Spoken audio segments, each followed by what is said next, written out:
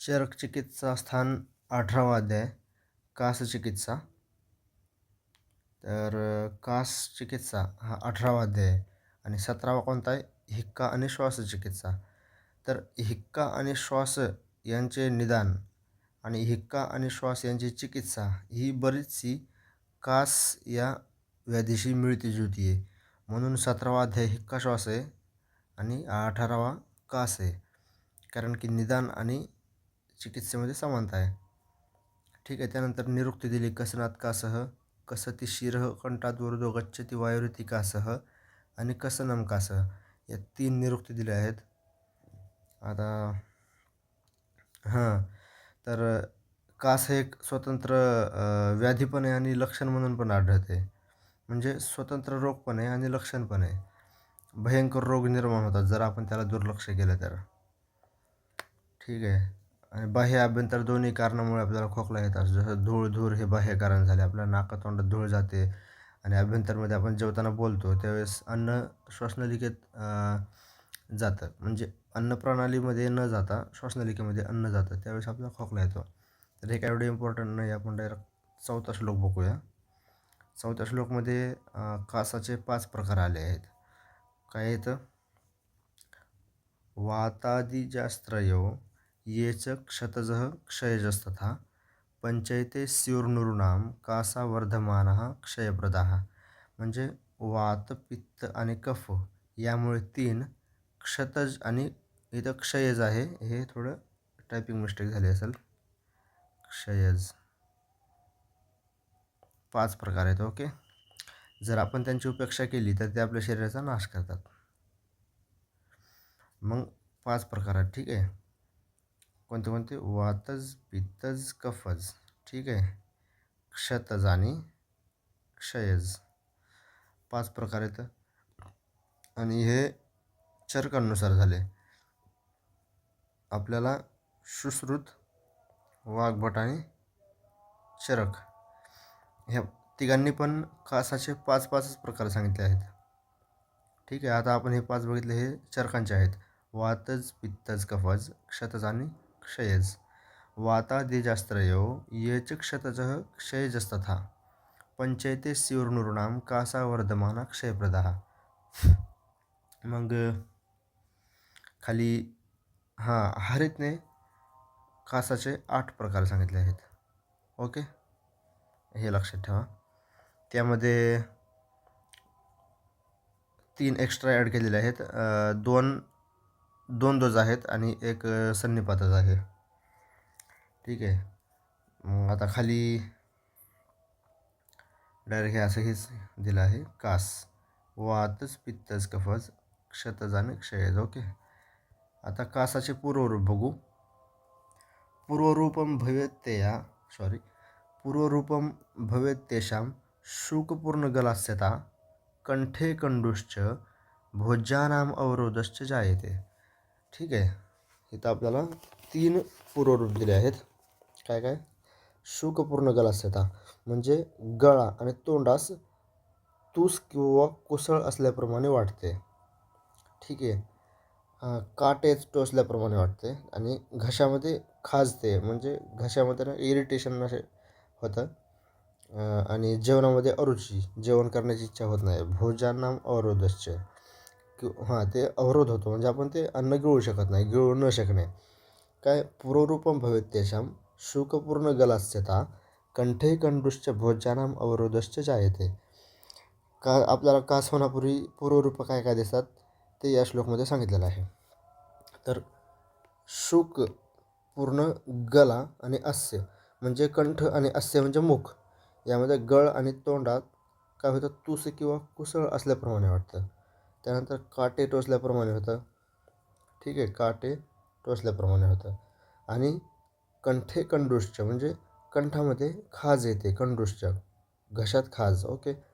भोज्यानाम अवरोधश्च म्हणजे आपण जेवण करतो त्याचा अवरोध होतो. आपण गिळू नाही शकत ते अन्न किंवा आपल्याला अरुची वाटते. ठीक आहे. तर हे शुकपूर्ण गलास्यता, कंठे कंडुश्च आणि भोज्यानाम अवरोधश्च 3 पूर्वरूप. ओके. लक्षात ठेवायचे. कास रोगाची संप्राप्ती आणि निरुक्ती बघू. आता यामध्ये मोठा श्लोक बघूया. अधः प्रतिहतो वायुर्ऊर्ध्वस्रोतः समाश्रितः. अधः प्रतिहतो वायुर्ऊर्ध्वस्रोतः समाश्रितः म्हणजे जो अधगतीने जाणारा वायू आहे ना, वायूच्या अधोगतीमध्ये अडथळा होतो. हे बघा खाली वायूच्या अधोगतीमध्ये अडथळा निर्माण होतो. ठीक आहे. मग तो काय होतो, ऊर्ध्व बाजूने स्रोतसात शिरतो. ठीक आहे. आणि पुढं काय एक शब्द आला आहे, उदान भावमापन्न. उदान भावमापन्न म्हणजे उदानाचे रूप घेतो. ठीक आहे. आधी काय व्हायला होतं, तो जो वायू आहे तो अधोगतीने चालला होता. ठीक आहे. पण त्याच्या अधोगतीमध्ये समजा इथं अडथळा आला, वायूच्या अधोगतीमध्ये अडथळा आला. मग परिणाम काय झाला, तो ऊर्ध्वगतीने चालला. ठीक आहे. मग ऊर्ध्वगतीने तो कुठे गेला, वरच्या शिराच्या भागामध्ये, आणि तिथे जाऊन स्रोतसांना ब्लॉक केलं. ते खाली आलं आहे. आयुष्य शिरसह खानी सर्वांनी प्रतिपूरयन म्हणजे तो काय करतो, हे बघा आधी अधोगतीने चालला होता, तो ऊर्ध्वगतीला गेला म्हणजे अधः प्रतिहतो वायू. वायूच्या अधगतीला अडथळा झाला, मग तो ऊर्ध्व स्रोत समाश्रित म्हणून तो ऊर्ध्वगामी झाला आणि तो स्रोतसामध्ये शिरला आणि त्याने उदानासारखं रूप ग्रहण केलं. उदान भावमापन्न. ठीक आहे. कंठे सक्त तथ ऊरसी म्हणजे कंठ,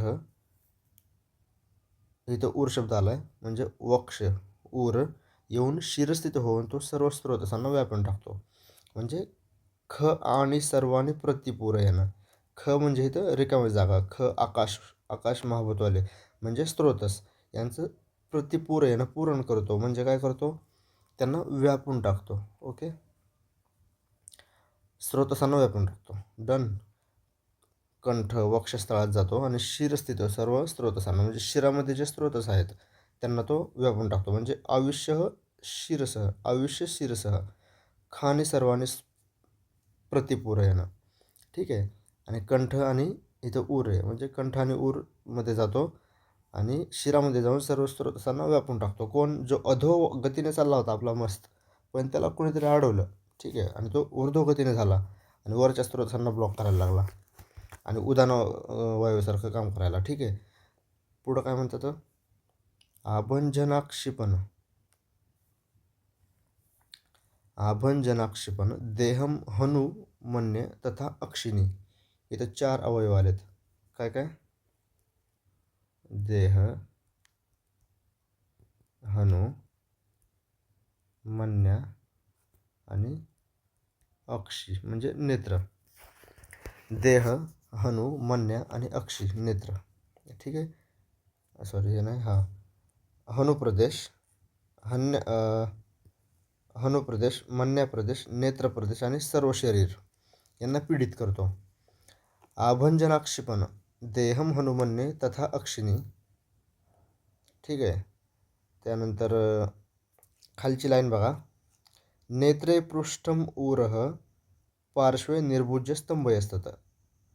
या श्लोक काय म्हणतो, ह्याच्यामध्ये नेत्र, पृष्ठ, ऊर आणि पार्श्व यांच्यामध्ये स्तंभ येतो म्हणजे ते जखडून जातात नाही का, आपण त्यांची मुवमेंट नाही करू शकत. स्तब्धता. ठीक आहे. कुठं कुठं, डोळे, पाठ, ऊरस्थल म्हणजे छाती आणि बरगड्या पार्श्व या दोन्ही बाजू. ठीक आहे. पार्श्व यांच्यामध्ये आक्षेप निर्माण होतात हे. ठीक आहे. आणि तिथं स्तंभ तयार होतो, स्तंभ निर्माण होतो आणि त्यांना झुकवतो. ठीक आहे. तर ऊर्ध्वगतीने जातो म्हणजे अधोगतीने वायू चालला होता, कोणता, प्राणवायू अधोगतीने जातो ना. ठीक आहे. त्यावेळेस तो प्राणवायूसारखं काम करत होता. पण ज्यावेळेस त्याच्या रस्त्यामध्ये अडचण आली, अडथळा आला, तो ऊर्ध्वगतीने चालला. उरामध्ये जाऊन शिरामध्ये जे स्रोत असतात त्यांना ब्लॉक करू लागला. जे नेत्र, मन्या, हनु सर्व शरीराला त्याने काय केलं, म्हणजे पीडा उत्पन्न करू लागला, आक्षेप येऊ लागले आणि ऊरस्थल, डोळे, मान, पाठ, बरगड्या ह्याच्यामध्ये जाऊन तो स्तंभ करू लागला. नेत्र, पृष्ठ, ऊर आणि पार्श्व याच्या स्तंभ करू लागला. ठीक आहे. मग शुष्को वा सकफो वा अपि कफनात कास उच्यते म्हणजे त्यानंतर काय व्हायला, शुष्क म्हणजे कोरडा किंवा कफासोबत. शुष्को वा सकफो वा म्हणजे पुढं काय म्हणते मग, कोरडा किंवा कफासह खोकला येऊ लागतो. एवढं सगळं म्हणजे आपल्याला पिढा देतो. मग त्यानंतर कोरडा किंवा कफासोबत, ठीक आहे, दोन येतं, शुष्क किंवा सकफ असा खोकला येतो. आणि या रोगामध्ये वायूची ऊर्ध्वगती असते आणि पिढ्यासुद्धा असतात. ठीक आहे. आता वायूची ऊर्ध्वगती भागामध्ये पिढा उत्पन्न होते आणि वायूची ऊर्ध्वगती असते. ठीक आहे. मग म्हणून शातन म्हणजे काय, त्रास देणे. आपल्या इथं एक श्लोक आला होता, पण आपण तो बघितला का नाही काय माहीत. हां, कसनात का असं कसं गती शातन येऊ हो, असं शब्द आहे. म्हणजे त्रासदायक असतो, त्रास देणारा. तर डायरेक्ट आता आपण हां 9वा श्लोक बघूया. कासामध्ये काय होतं, प्रतिघातविशेषेण तस्य वायोः सरंसः वेदना शब्द वैशिष्ट्यम कासानाम उपजायते. ठीक आहे. ह्याच्यामध्ये जो ऊर्ध्वगतीने वायू चालला आहे का, जो वात ऊर्ध्वगतीने चालला आहे, तो काय होतो, वेगवान वायू बाहेर पडण्यासाठी प्रवृत्त झाला आहे. ठीक आहे. म्हणजे तो खाली चालला होता आपलं, पण त्याच्या इथं अडथळे आले म्हणून तो ऊर्ध्वगतीने चालायला लागला आता. मग तो ऊर्ध्वगतीने जायला प्रवृत्त झाला आहे. त्यावेळेस काय झालं, तो काय जिथं जिथं आदळतो, ठीक आहे, आता रस्त्याने चालला आहे आणि एक जोरात चालला आहे. आता आपल्याला ज्यावेळेस खोकला येतो तेव्हा किती स्पीडने वायू असेल तो, आहे ना. मग तो जेव्हा स्पीडने बाहेर यायला लागतो ना, तेव्हा तो खूप जागेवर आदळत येतो. मग तो जिथं जिथं आदळतो तिथं त्या त्या स्थानानुसार वेदना आणि सॉरी मी कट करून टाकलं, त्या त्या स्थानानुसार काय होतं, विशिष्ट वेदना आणि विशेष आवाज निर्माण होतो. म्हणजे ठीक आहे, वेदना शब्द वैशिष्ट्यम कासा नाम उपजायते. इथं एवढा शब्द लक्षात ठेवा, वेदना शब्द वैशिष्ट्यम, हाल की कास म्हणायचं. ठीक आहे. प्रतिघात विशेषण हे एक लक्षात ठेवायचं. ठीक आहे. प्रतिघात विशेषण वेदना शब्द वैशिष्ट्यम हे दोन शब्द आले की समजायचं कासबद्दल श्लोक आलेला आहे. आता वातच कासाचे निदान. आपण कासाचे किती 5 प्रकार बघितले, म्हणजे 5 प्रकार आहेत हे आपल्याला माहिती आहे. ठीक आहे. काय काय होते, वातज, पित्तज, कफज, क्षतज आणि क्षयज. ठीक आहे. सुश्रुत, वाग्भट आणि चरक आहेत तिघांनी पण 5 प्रकार सांगितलेले होतं आणि हरितने किती सांगितलं होतं, 8 सांगितले होतं. ठीक आहे. आता कासाचं निदान बघा. वृक्ष शीत कषाय अल्पप्रमितानशनम स्त्रिय. काय, वृक्ष शीत कषाय अल्पप्रमितानशनम स्त्रिय म्हणजे वृक्ष म्हणजे कोरडा आहार, शीत थंड आहार, वृक्ष थंड आणि कषाय. ह्याच्यामध्ये काय लक्षात ठेवायची काय गरज नाही, कॉमन सेन्स आहे. वात ज्या ह्याने वाढतो तसे गुण असणारे, म्हणजे ज्या गुणांनी वात वाढतो ते गुण असणार आपण रसाचे किंवा आहाराचं सेवन केलं. ठीक आहे. वृक्ष आहे, थंड आहे, कषाय, रसाच्या पदार्थांचे अधिक प्रमाणात सेवन. ठीक आहे. आणि अल्पप्रमितानशनम म्हणजे जेवण कमी करणे. ठीक आहे. कमी जेवणे, इथं खाली शब्द आला आहे. कमी जेवणे म्हणजे काय, अल्पप्रमितानशनम इथं शब्द. ठीक आहे. अल्प म्हणजे कमी, प्रमितानशनम म्हणजे कमी जेवणे. ठीक आहे. वृक्ष शीत कषाय यांचा अतिसेवन करणे, कमी जेवणे, कोणत्या तरी 1 किंवा 2 रसांचे सेवन करणे. ठीक आहे. आणि स्त्रिय म्हणजे अतिमैथुन करणे किंवा अति स्त्रीसंग करणे. ठीक आहे. स्त्रिय. वेगधारणम आयासो, वेगधारण करणे, आयास म्हणजे कष्ट करणे, आपल्या शरीराला पीडा देणार असं किंवा थकवा येईल असं कष्ट करणे, अतिश्रम करणे. ठीक आहे. आणि वेग धारण करणे, मलमूत्रादी वेग अडवून ठेवणे. ठीक आहे. आता मलमूत्रादी वेग अडवून ठेवले समजा आपण, तर काय होणार आहे, वायू प्रकोपित होणार आहे ना. स्त्रिय. आता स्त्रिय म्हणजे अति स्त्रीसंग करणे.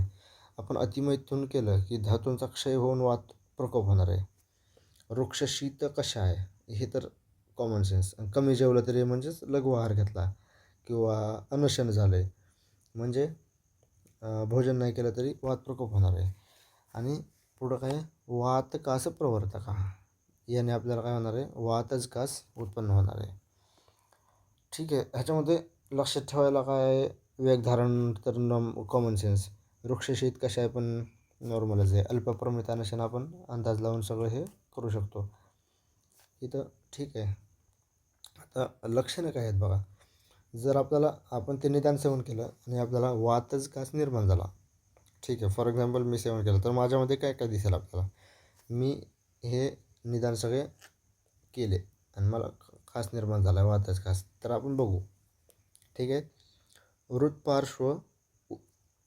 हृत्पार्श्व उरशिर हृदय पार्श्व उरह हृत्पार्श्वरः शिरः शूल. ठीक आहे. स्वरभेद करो भृशम. ओके. खाली मराठीमध्ये एक्सप्लेन काय दिलं आहे. वातच कासामध्ये काय होतं, हृदय, पार्श्वप्रदेश, उरस्थान आणि शिरोभाग ह्यांच्यामध्ये काय होतं, वेदना असतात. ठीक आहे. हृत्पार्श्व उरह शिरः शूलस्वर भेद करो भृशम. आणि हे आवाज अतिशय फुटतो. ओके, इथे खाली झाले. स्वरभेद म्हणजे आवाज फुटणे म्हणजे स्वरभेद. ओके. हृत्पार्श्व उरह शिर शूल स्वरभेद करो भृशम. ठीक आहे. हृदय, आपल्या हार्टमध्ये पेन होतो. पार्श्व म्हणजे जे आपल्या बरगडे आहेत, बरगड्यामध्ये पण वेदना असतात. आपलं डोकं दुखतं. उर म्हणजे आपली छाती दुखते. ठीक आहे. कारण प्रकोपित होऊन वायू जो अधोगतीने चालला होता तो ऊर्ध्वगामी झाला आहे. उदान वायू उदान भाव आपण असा शब्द आला होता ना, उदानासारखं तो काम करायला लागला आहे. तो वरच्या स्रोतसांना ब्लॉक करायला लागला आहे, फिरायला लागला आहे, आदळायला लागला आहे वरी. म्हणून आपल्या सगळ्या हृदयामध्ये, छातीमध्ये, डोक्यात आणि बरगड्यामध्ये, पार्श्वमध्ये वेदना व्हायला लागला. आपला स्वर पण बदलायला लागला आहे. ठीक आहे. आवाज फुटायला लागला आहे. पुढं काय आले, शुष्क उरह कंठ वक्त्रस्य, म्हणजे ऊर, कंठ आणि वक्त्र हे कोरडे होतात. ऊर म्हणजे काय, छाती. शुष्क उरह कंठ वक्त्रस्य म्हणजे छाती, घसा आणि तोंड हे कोरडं पडते. ठीक आहे. वक्त्र म्हणजे मुख. ठीक आहे. त्यानंतर रुष्ट लोमनः प्रताम्यतः. आता अंगावर हे रुष्ट लोमनः, लोम म्हणजे जे आपले अंगावरील जे लोम आहेत ते, म्हणजेच रोमांच म्हणायचं त्यांना. अंगावर शहारे येतात. काय होते, अंगावर शहारे येतात. आणि हे जे छाती, घसा आणि मुख आहे ते कोरडं होतं आहे. हृदय, पार्श्व प्रदेश, उरस्थान, शिरोभागामध्ये वेदना असतात. ठीक आहे. आता घसा बसल्याने कधी कधी खोकल्याचा आवाज बाहेर न आल्याने रोगी दीन होतो. म्हणजे तसा आपल्या इथं नाही का, सूर फाटला आहे, आवाज फाटला आहे. ठीक आहे. म्हणजे त्याचा घसा बसला आहे तर ते खोकताना त्याचा आवाज बाहेर नाही येत. मग रोगी दीन होतो. दीन म्हणजे त्याला क्लांत होतो, थकतो. ठीक आहे. आणि तो दुबळा होतो. ठीक आहे. त्याचा आवाज घुमतो, चिडचिडा होतो, मोहग्रस्त होतो. खोकला काय, कोरडा आणि अतिशय कष्टाने बाहेर येतो. ठीक आहे. म्हणजे कोरडा खोकला आहे. बेडका म्हणजे ते कफ. आपल्या ज्यावेळेस माणूस खोकतो तो खोकला की त्याला एकतर कोरडा खोकला येतो, आणि जरी झाला समजा कमी असतो म्हणजे अतिशय कष्टाने खोकला तो करतो, आणि बेडका बाहेर पडतो म्हणजे कफ बाहेर पडतो अतिशय कष्टाने. ठीक आहे. आता खाली हे आपण मराठीत वाचलं डायरेक्ट. आता आपण श्लोक बघू. निर्घोष. निर्घोष म्हणजे काय आले मराठीमध्ये, आवाज घुमतो किंवा त्याचा आवाज बाहेर न आल्याने रोगी दीन होतो, दैन्य. ठीक आहे. दैन्य, अरे गट, निर्घोष दैन्य म्हणजे आवाज बाहेर न आल्याने. ठीक आहे. खोकला नाही आला मग तो रोगी दीन होतो. निर्घोष दैन्य स्तनन दौर्बल्य क्षोभ मोहकृत. ठीक आहे. तो मोहग्रस्त होतो, त्या क्षोभ होतो म्हणजे चिडचिडा होतो. दुबळा होतो. त्यानंतर शुष्क कास, कफम शुष्कम म्हणजे शुष्क कास एक तर कोरडा खोकला किंवा कफम शुष्कम म्हणजे अतिशय कष्टाने कृच्छ्रमुक्त अल्पताम व्रजेत. म्हणजे आता इथं बघा, कृच्छ म्हणजे अतिशय कष्टाने, कृच्छ्रमुक्त्वा, मुक्त्वा म्हणजे बाहेर पडणे, अल्पताम व्रजेत, अल्पताम म्हणजे कमी, म्हणजे खूप कष्टाने, कृच्छ्रमुक्त्वा अल्पताम व्रजेत, खूप कष्टाने अल्प खोकला बाहेर पडतो. ठीक आहे, त्याला कोरडा खोकला येतो, शुष्क कास, कोरडा खोकला येतो आणि कफ पण त्यामध्ये बाहेर पडतो. आता कास, याच्या कफ बाहेर पडणार, हा कफाच व्याधी ना मुख्यतः, कफ बाहेर पडणार, शुष्क कास पण येतो आणि खूप कष्टाने खोकला येतो त्यांना, खूप म्हणजे त्रासदायक आहे ना. म्हणजे तुम्ही स्वतः विचार करा, खोकला येतोय आणि खूप म्हणजे तो खोकला यायनाच झाला, त्याला यायला पण खूप कष्टाने खोकला करत आहे ते व्यक्ती, रोगी. ठीक आहे. आता खालच्या लाईनमध्ये काय म्हणते, स्निग्ध, अम्ल, लवण आणि उष्ण, भुक्त पितही प्रशाम्यती. म्हणजे ज्यावेळेस स्निग्ध, आम्ल, लवण आणि उष्ण यांचं तो आहार ग्रहण करतो किंवा पान सेवन करतो, त्यावेळेस त्याला भारी वाटतं, म्हणजे चांगलं वाटतं. प्रशाम्यती म्हणजे शमन होतं त्या कासाचं. म्हणजेच जे वाताचे गुण आहेत ना, वाताच्या ऑपोजिट काय तर गुण हे आहेत, काय, स्निग्ध, आम्ल, लवण, उष्ण, भुक्त पितही प्रशाम्यती, त्यावेळेस त्याला बरं वाटतं. त्यामुळे हे लक्षात ठेवून द्या, लक्षात राहतं. पण ऊर्ध्ववातस्य जीर्णे अन्ने वेगवान मारुतो, जीर्णे अन्ने वेगवान मारुतो भवेत. म्हणजे ज्यावेळेस अन्न जीर्ण होतं त्यावेळेस तो वात वेगवान होतो, म्हणजेच जो वातच कासा आहे तो वेगवान होतो. ठीक आहे. स्निग्ध पदार्थ, अम्ल, लवण रसात्मक पदार्थ, उष्ण आहार, ठीक आहे, किंवा पेय. इथं तिथं काय आलं होतं, भुक्त पितही आहे ना, म्हणजे भुक्त म्हणजे आहार आणि पितही म्हणजे पेय. ठीक आहे, दोन्ही शब्द आहेत, आहार पण ग्रहण केला आहे आणि पिलंय पण. काय काय, स्निग्ध, अम्ल, लवण, उष्ण. तर रोग्याचा जो खोकला आहे तो शांत होतो. ठीक आहे. आणि भोजन पचल्यानंतर वायूचा वेग बलवान होतो. म्हणजे नाही का, समजा ज्यावेळेस आपलं अन्न पचले, ठीक आहे, तर समान वायूद्वारे खाली गेल्यावर त्याचं किट्ट आणि सार भागामध्ये विभाजन होतं ना, त्यावेळेस तिथं किट्ट भागामधून वायूची उत्पत्ती होते, तेव्हा वायूचा प्रकोप होणार आहे, अपान वायू. ठीक आहे, प्रकोपित होतो, है ना. भोजन पचल्यानंतर वायूचा काळ असतो ना, आपण नाही का ते फर्स्ट इयर अष्टांग हृदयामध्ये बघितलं होतं, वायूचे 3 काळ आहेत. हे सॉरी, वायूचे वायू, जेवणाआधी कफ, जेवण करताना पित्त आणि जेवण झाल्यावर वात, असे 3 दोषांचे स्थान आहेत ना भोजनानुसार.